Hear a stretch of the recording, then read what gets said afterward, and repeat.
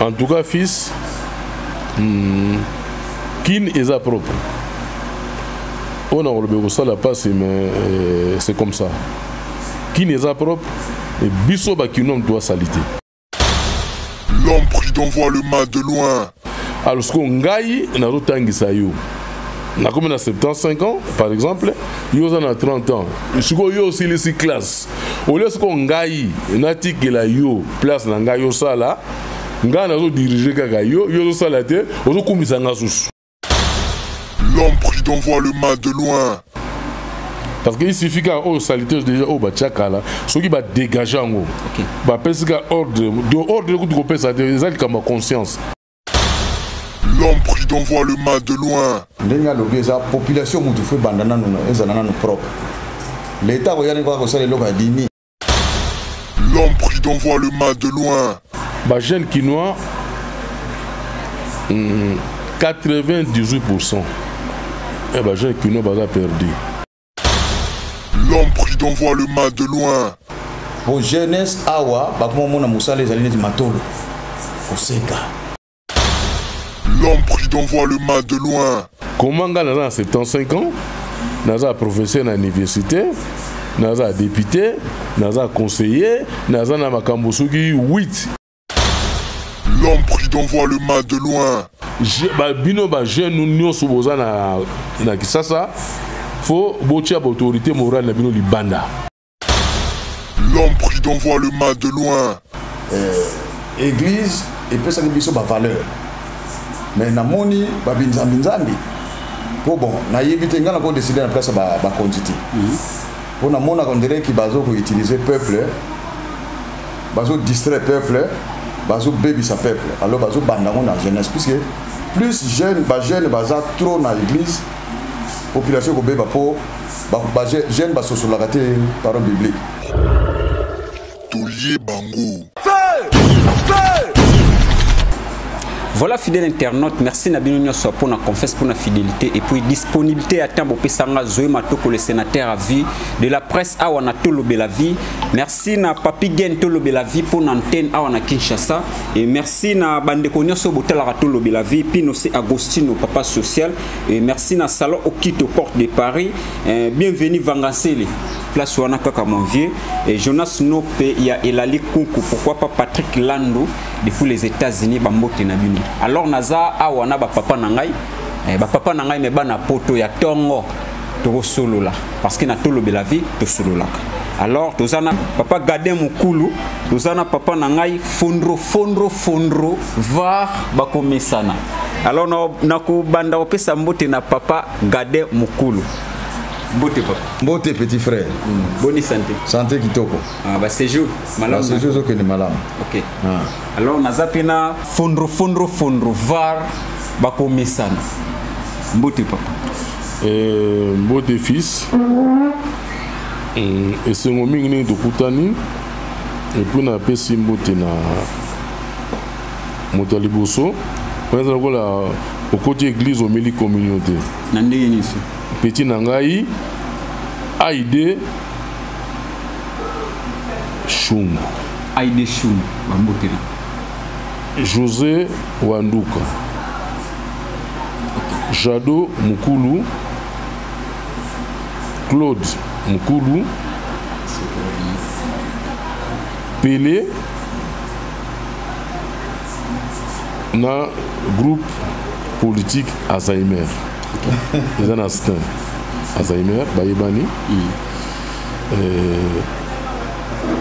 bamote musu na kopesa ngo bena ya leto koma na mabelo to botamela na base oza bamote mo ya likolo et puis na pesi mbote na bana ngai famille seke no soba na Paris na pesi mbote na petite sœur na ngai Béa Tulomba la mamie la plus belle na pesi mbote na leki na ngai pasteur Mama Landu mbali papa Zumbu na leki na ngai Lili moi c'est Oscar na petite sœur na ngai Julie Kukeba moi c'est Johnny.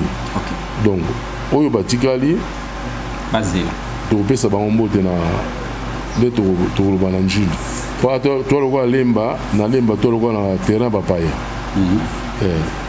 donc ça émission pas dans la lemba mais na imona la mopaya donc surtout que la njili pour approfondir pour bakisapena masolo makasi papa Gadin babangi ezate bambote te nakopesa mbote na famille na ngai mobimba tozali Sekele Mukulu, Gadin Mukulu, Jado Mukulu, Cled Mukulu et puis napesi mbote na bana na ngai Aurélie Mukulu, Audrey Mukulu, Grivo Mukulu. Napesi mbote na Pelé, napesi mbote na Bernard Makonga na Sebos. Pour misusu tokopesa mbote leto koma na terrain na biso moko tozana na musika. Merci. Émission est en deux volets. Donc ils ont introduction première partie. Émission penza mobimba intégralité nango to kita na njili. Des places que vous comprendre les solo. Alors papa nanga bozo mona ki ndengeni. En tout cas fils kin est à propre. On a relevé ça la passe mais c'est comme ça. Kin est à propre et biso ba kinom doit saliter. Comment ça? Comment ça? Parce que saliter toujours moi na balabala ce que zaika pour nangai balabala les azu saliter. Batu faut pas arrêter ko boaka matiti na balabala ba papier. Ngamo umuntu kwa nalia na ke njili atana lié shingom. Na ko boaka on a lemba na toilette. Soki batu nyoso ba salinde ngona saliter aux alati. C'est-à-dire qui ndenge zokoma nango salité ndenge koma salité eza biso ndem tozo bebisango volontairement mais biso bakino parce que soki mutu nyoso alobi ke leo na oboka solo na balabala te qui ne koma salité goma propre mais autambola partout ba milangi na balabala biloko nyoso na balabala so tuni onga ta bongsa mboko so wabi bolingwa kin faut na bolingwa kin po bongsa kin so ezaki kaka ngai kin lobi comme propre. Parce qu'il suffit qu'à au salité déjà au bachakala, ce qui va dégager en haut. Bah parce que ordre de ordre que tu peux ça, c'est ça qui a ma conscience. C'est ça qui a ma ordre de. Na pèse exemple na je te solo tout de suite. Na kena Suisse na 83 na camarade na ngai. To kota na métro na Suisse. Biso balé tout qui Paris, camarade na so na Suisse kuna. To koti na métro na sali boulot à métro, o to kota qui camarade to kina to kota qui France. Azwaki azavoli ya biscuit azui papier abwaki na poubelle oke kweki na poubelle kweki na sama bele to koti tram to kei na métro tout ça le quoi to longwe lemba ti ba côté ya ba bon marché le toujours kita to kita na koko moka mundele ya na nzete mwasi monsieur bozana na bokende so police awoya to ibaki tina te pourquoi abi omoni pas bon mataki kuna yé à l'accès mistana yé aboagi papier mais côté qui na poubelle donc photo longwa wana nane to longwe na bon marché to zonga susu na njili abiso bo sali geste na obenga police to zonga na ye tina na place to matelaki mista wana azui papier na se atie na poubelle moi c'est na ko comme na nzeta lebi voilà na devise à susu ba komango ndenge okutaki yango ndenge kotikela yango voilà patriote soki munyo so komina ya ndengwa eza makambongo te kolinga kobongisa Kongo eza kama makambongo te peut-être makambongo ya après ba osala ba izina ko incinéré ba biloko banini mais volontaire ya liboso ko bwa kananu eloko na babala donc yo mo conscience pour ça la conscience eza makamba Fayulu te eza makamba Félix te eza makambo ya Kabila te eza yo moko nanu yo moko. Donc faut linga mboka na yo so na poche so na boaki na linga mboka na ngati. Vous comprenez? Donc so mutu to a comme une attitude ngazo lobanga moi je parle de moi pas de lui. Le ko la ngai lobiki ne comme propre. OK. Alors papa Mukulu Gadin par rapport il y a papa fondro ndenga lobeli. Azana raison ou soit oui ko contredire moi muki. Non, azana raison. Ye fondro a lobi ndenga lobi eza population mutu fe bandana no ezana no propre. L'état oyani kwa ko sala loba dimi neti to ndengi ya ko ide biso na ba na ko incinérer ba déchets wana. Mais peuple sera sa propre. Tout le monde a qui ça c'est sa saleté boite. Pour qui ça c'est sa saleté pour ndengi biso de to kola to zo mona na kata parcelle ba biso bazo ko ba na ba mais le to mona ensuite. abo bana ba boka na papi ndenge balingi ba fufu to boka na ba fulu siko ba fufu comment na bandako na kati ya parcelle donc il faut dans une raison siko peuple on pas à teti est-ce que intervention ya fimbu pe eza très nécessaire ou soit comment pas une ngana moni fimbu te ezali kaka posolo na peuple ko pesa ba mon d'ordre yango moni biso na njidi siko to za ndikanisa biso OK to za ndikanisa mais wa to solo ngo bien na terrain na mabele OK. Alors merci toujours continuer ka intro na biso eza na kaka intro donc deuxième partie émission to ko travailler ngo kuna vraiment na njili. Alors vi fondro comportement ya ba jeune kinois o mona ngondeni ba jeune kinois 98% et ba jeune kinois baza perdu na sens nini moni mutunyo sonengi azali moni arbitre so arbitrer match des équipes zo beta mais avant tendance na ye ma go l'accent boité parce que ba mon arbitre a suspect batu nyonso o bana Congo awa o ba loba go journaliste indépendant eza makuta mutunyo so tendance na ye on comprendre mais azon go bimisa tendance na ye parce que ba dule comprendre mutako pe que ça mutu tendance azati mais ba jeune alelo 4 na lobi naza gentil 98% ba jeune baza perdu na sens ni donne exemple yo ko za fils na ngai nga exemple na exemple na ngai eza âge na ngai te so naza na 75 ans comment nga naza na 75 ans naza professeur na université naza député naza conseiller naza na makambo soki 8 nazoka bambongo nazoka bambongo nyonso na misala na salaka alors ko ngai nazotangisa yo na comme na 75 ans par exemple yo na 30 ans siko yo aussi les classe au lieu ko ngai natikela yo place na ngai yo sala ngai nazo diriger kaka yo zo sala te ozo kumisa ngasusu siko na yazo yo bien ngai bino boza bato moko fo botia biso libanda ngai na komi conseiller na yo parce que ngam natangisa ki yo ngai na loba no fils awa eza boye awa eza boyete et non na kangama na pouvoir naza pouvoir yo nga natangisa ki ozo sala te et pozo be autorité morale na ko samuninga bisombali.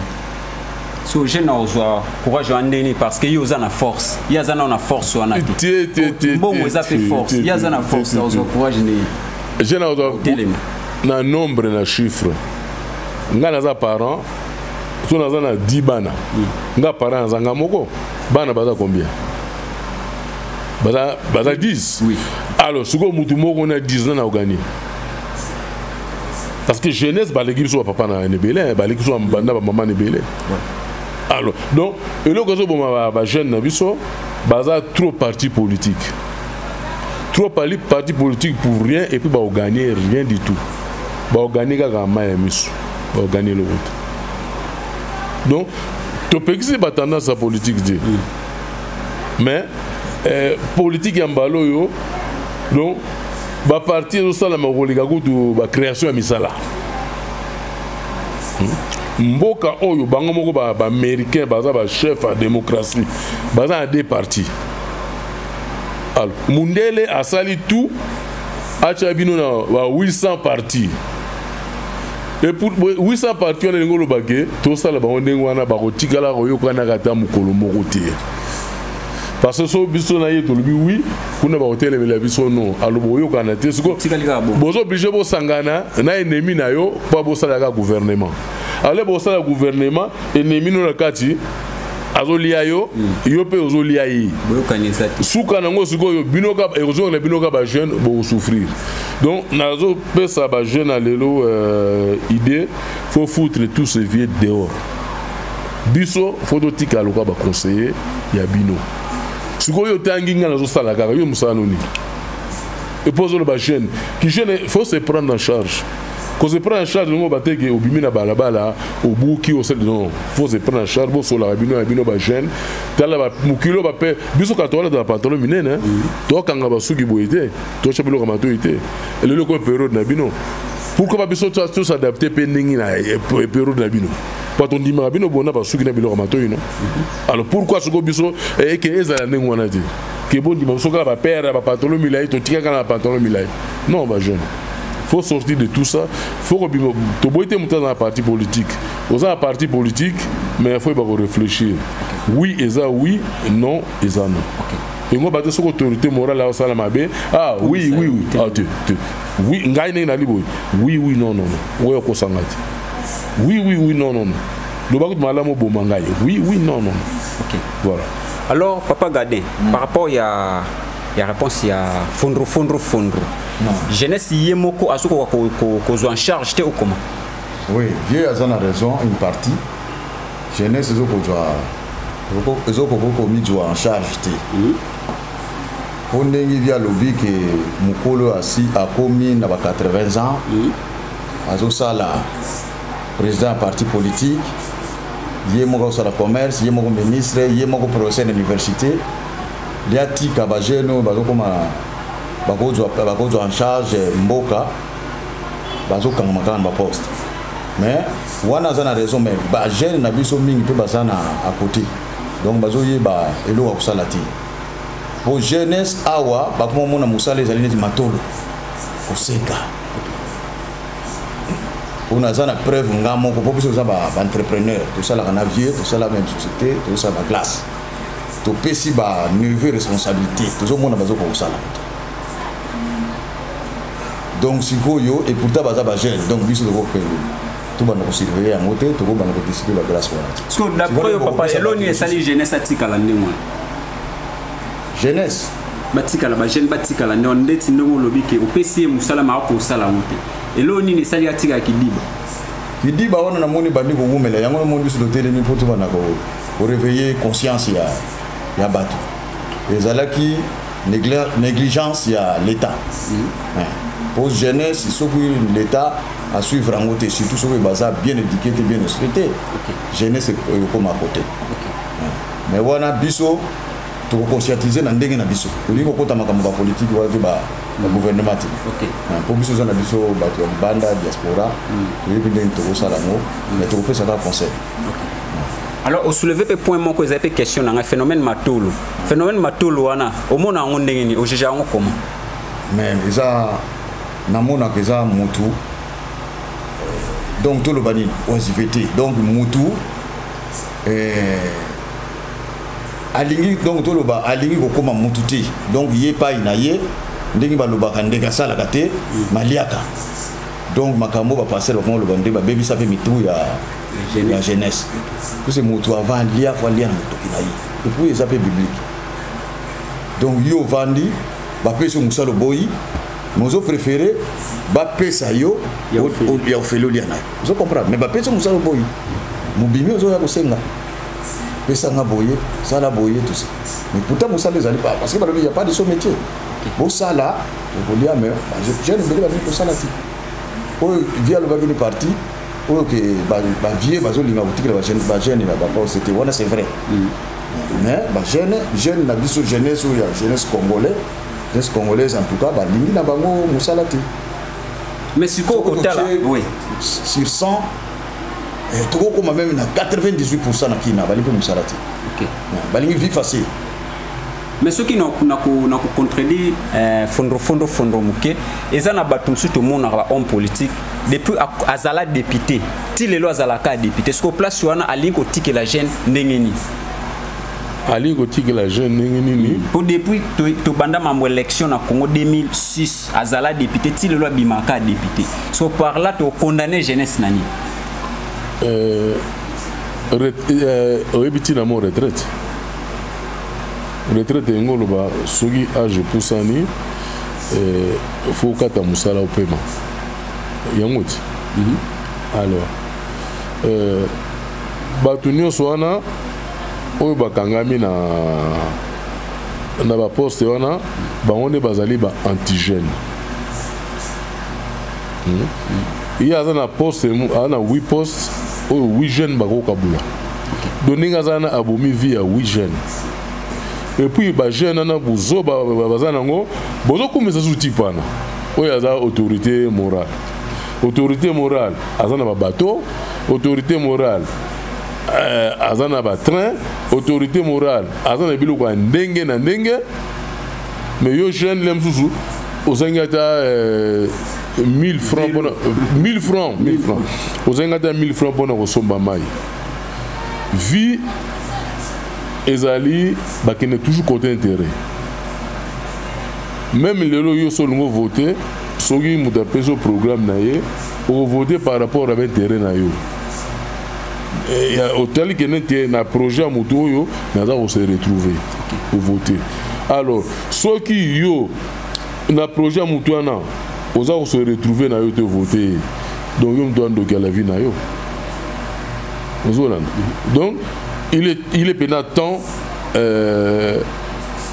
ba mikolo ba paiement. Ba mikolo ba paiement Congo ça pour ça nouvelle génération. Parce que génération à Kalezali essoufflée. Et n'a pas bien essoufflé. Alors bino ba jeune bozo kaka makambwana so mutana lobby atazo ba mabe bozo saka amen amen non. Jeunesse faut se prendre dans répétant faut se prendre en charge. Jeunesse à parti politique nyonso. Oyo ba dirigeant nyonso ba lobby za mabe ko bete maboko ti. Soki za malamu okumisi. Soki za mabe oboyi. Pour ne disiko eloko tozola na mingi na poto eloko to exception de fois ndi to ba télévision mutayibi mbongo bakangiye sikoyo so balingo sambisa ye batone bazo be yango acharnement merde nanga inga so dépend ko na yo muto be na yo muto be acharnement na ye bokota boloko parce que mutana muyibi siko ngoni portable ezali awati. Sauf que commis et déplacé un moment. C'est que nous avons alors, ce que je jeune à autorité morale là, mais hier à la télévision, on a mon petit ami. Gala la raté, Bakamba Congo la raté, 4h du matin. Nous avons toujours ce que soit là ba petit on a toki na télévision cravate les gars défendre les partis na ye ya miyibi bazo boma batu bazo sala makamabe moi le petit couleur à poche so batangi autorité morale na ye couleur raison de changer à commillion à commis faut un gars défendre na le kutana bazo défendre non mais jeune atanga moko bochanga libanda. Oya zana posa idée nanga aya azana place nangai ngala kanga maboko so yo sala idée nanga simba mona ngi kuki no beta boko na bimoni idéologie nangai na legango na yo mwana parce que na hymne na biso ba koma serment ya liberté auto léguer na prospérité na biso léguer lingo ba na zui na pesi yo siko tikalo continuer ngala kangi maboko na zotala ba bino ba jeune nous soboza na kisasa faut botia autorité morale na bino libanda. Ozolan. OK. Boyoka autorité morale parce que so bozali 1000 les musuka débat on se retrouver pendant deux wana siko babaraka 980. O batikaliana de wana sous ba jeune ba ko muyibi lokola ba mikolo wana alors 980 tikali ba on bazo ba rebino bozoya bazo pesa bino mwa biloko ti suka na boko souffler bo tikali lengwana bo kufi bo sayelo ko moko ti il est temps ba viennent wana même ngamo bana na ba papa il reste à la maison bouge pas travaille pas. Ozolan il a que papa lembi l'air na ye koki a paiement. Bah vieux c'est des millionnaires. Yo jeunes nous commis ça vous êtes na kwanga teli pate mais vous êtes des malades les jeunes na Congo quoi. Foutez tous ces gens là dehors. OK. Ba paiement sikoyo yo osala na mayele ya pesa ki yo. Yé akoma conseiller na yo mais na makama muyibiti. OK.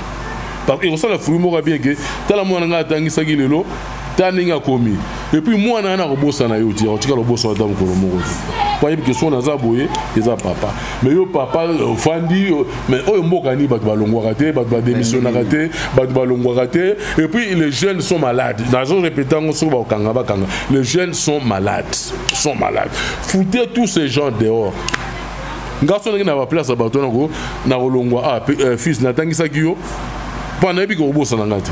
À toi, vous avez un bon nayo. Si vous avez un père à faire dans la pèse à consommer, grâce à père, il y a un commis. Et puis père comme honneur. Mais si vous avez père, vous avez un bengano dans ma casse, vous avez un bagaga. Est-ce que les pères ont dit pas bon, il y a un million? Un million. Vous avez 36 millions. En France, vous avez un million. Nous sommes en Chine. En Chine, oncle. Non, en Chine, ministre. Il y a $1000. Pendaison. Barré. Pendaison. En Suède, ministre de la Finance. Et 4 blés à Moussala. Nous sommes pagés à cigarette. Libanda. Kuna na Corée du Sud. Aboma no konaye. Ayiba gimbo. Ba 1000. Mais oya biso bazo yeba ba million. Puis Congo. Toi kalaba batakala bazonga. Batakala ba bien. Omoni bon biso batakala génération biso toi qui bata bien. OK. Bino bo boter milliard malchance. Comment ils achètent Moutayibi Mbongo bazo monaye Moukilimbe Monika Ibi. Mais beaucoup bazo ben acharnement, autorité morale, acharnement, mais n'a pas commis Mouyibi sans Royeba. Pour défendre Mouyibi. Mais leur défendre Mouyibi autant na barabara. Il y a dans la villa, dans la dago partout, yozola na masina na ndako manzanza. Ngungie pai et puis pose au commissaire Mouté, est-ce que vous êtes malade? Voilà. Foutez tous ces gens là dehors. Biso Dolingi à terre président Bazama Mikolo. Mais vague à Sikaya et pesa makanisa Sika. Tolingi de génération où il y a la télévision et ils ont défendre les bami. Pendant on est sur Sola na Congo. 24 ngala la 4 du matin en France. Nous sommes sur la télé, nous sommes au Congo, à YouTube, dans la Ibi. Mais il faut mon jeune. Azo défendre Mouyibi, et l'on dit jeune, azo défendre Mouyibi, et l'on a vu jeune, Vimbi, donc azo toka donc azo défendre Bena Mouyibi. Ah ça boulot naï. Té. Ah ça la boulot. Il y a aussi la boulot naï pour rejoindre. Mais azo créer cimetière, il y a toute une génération. Parce qu'il y a azo doit défendre Mouyibi. Est-ce que génération en est azo? Génération en est azo? Et azo té. Mais ce que génération soit des bateaux, ah, t'as mis Samson à la télévision à défendre qui. Mais c'est pas ça. C'est pas ça. Voilà. Congo et Zamboka. Moko na la photo Moka Mobutu.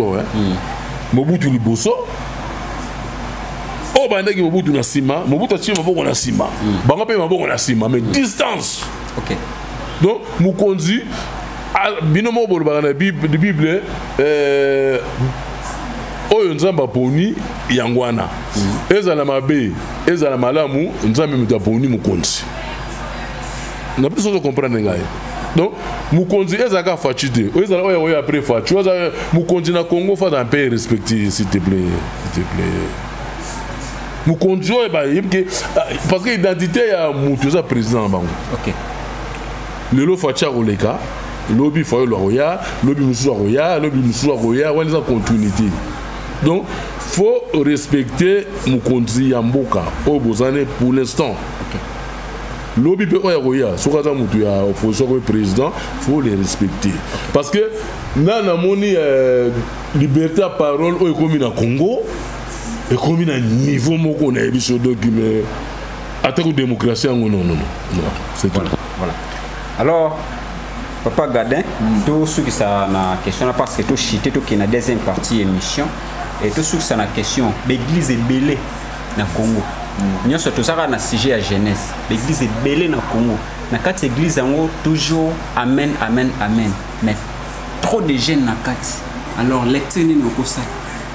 Na pour na ba église ba jeune na moni bazo que nous l'excellent na ba. Oh, bazo sali la pénance en bending va sali la tête. Sauf que ça les amis bien. Tout le monde va changer beleza pas la jeune. Or tout le monde va phénomène kuluna. Pour biso le tokola ka na jeunesse na biso za na église catholique ka to tamble mi ba protestant église catholique. Par exemple biso le catholique bon qu'il est natikala catholique. Mais ce que nous tambola nazo sala makamunanga na zalaki exemplaire. Donc nazo monique église et peut ça biso ba valeur. Mais na moni ba binzambi pour bon na yebite ngana ko décider na place ba quantité pour na mona on dirait ki bazo ko utiliser peuple bazo distrait peuple bazo baby sa peuple alors bazo bandango na jeunesse puisque plus jeune baza trop na l'église population ko beba po ba jeune ba sosolaka te parole biblique soko ba lobi na bango ba kamati ba juango ka neti ndenge ba teki bango ba bale be ba jubita bani kolia mais mikolo bazala ka l'air mo ba sali ba analyse puisque bible eza moi mozindo eza na makambo belé ba lobi ndenge no interprétation na ngeza différente mais nazo mona jeunesse au salate passer peu au salate donc nge pa inanga soki ba pesi analyse nanga na kozongisa ba église wa kandi to ba catholique ba protestant ba nini et puis pour la religion, pour la morale, pour la classe. Pour les loyaux, je n'ai pas valeur. Donc, les lobby. En bref, c'est ça. Donc, jeunesse, n'a pas une partie de la responsabilité, ça n'a pas l'église. Alors, l'église, surtout l'église où il y a l'église de réveil, en bon français. Voilà. Donc en bref, c'est ça. Pour nous succès à fond. Pour nous succès. Vous allez comme ça, vous bâtissez ça. Non, c'est pour nous faire comme il y a bâti. Non, mais question bah tombe pour nous succès. Pour nous succès. Jamais pays monté dans le monde et se développe au balobaka munoka bapaya na mboka na bango. Na répété, jamais pays moko na monde et se développe na langue bapaya na mboka na bango. So on a dit ba pays nyonso oyo balobaka munoka bapaya bazaka na se ba mikola langue baza likolo parce que za langue na bango bino bozolanda bango. Makambo moni makambo oyo ba chinois. Est-ce que chinois soit le français mabe muta sekaraite? Mais congolais soit muninga zo ba français mabe et comme problème. Mais comme problème c'est parce que l'état n'aime da comme si ba congolais la bazoba. Soki bazalaki kotanga nde bazolo ba français bien lokola batunyos. Ba lango tozo ba français oyo biso to la la kalango to la mukakango to yebolo bango te pona biso eza bena bénédiction te. Pourquoi ngai siko makamba njili na onda kunanga na lemba na lobango na njili? Parce que naké na origine naké na source. Nzambe ayoka nga na source na ngai. Makambo do sambela atala ba français. Ah, on a un exemple. Petit moto fan na France kuna. Petit nazali mon ami c'est un chrétien. Ba camarade bagi 4 baza ba musulman. Si vous petit peu à quoi musulman le quoi ba mista na ye? À quoi musulman?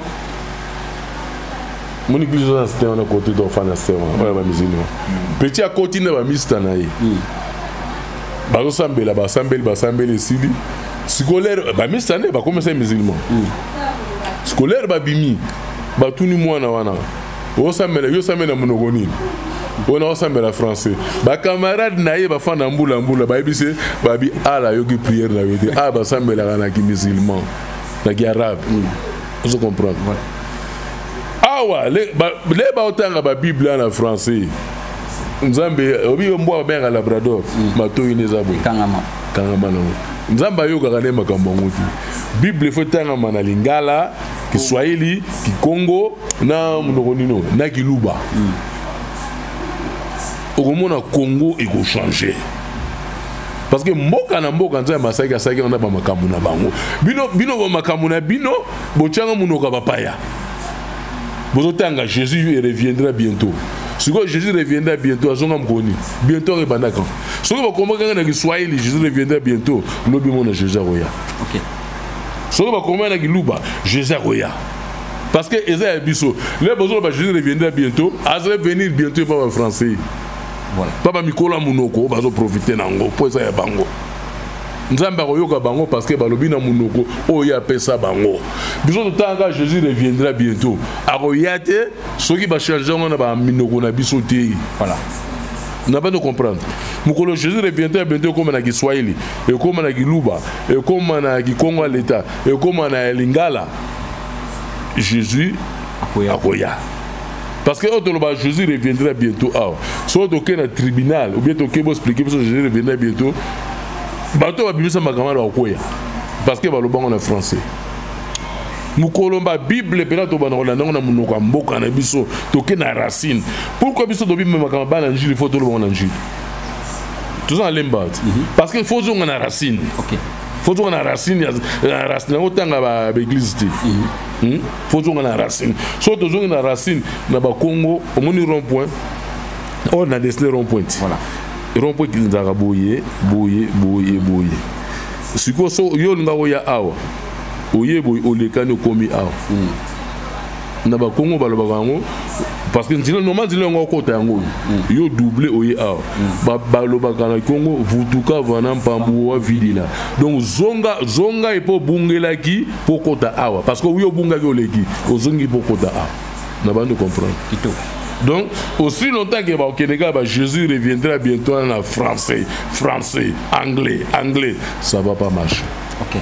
Faut pena, les Congolais vont sentir que Azolo Banza combat, donc on a mis ça na ekoti ben na racine tout qui makila.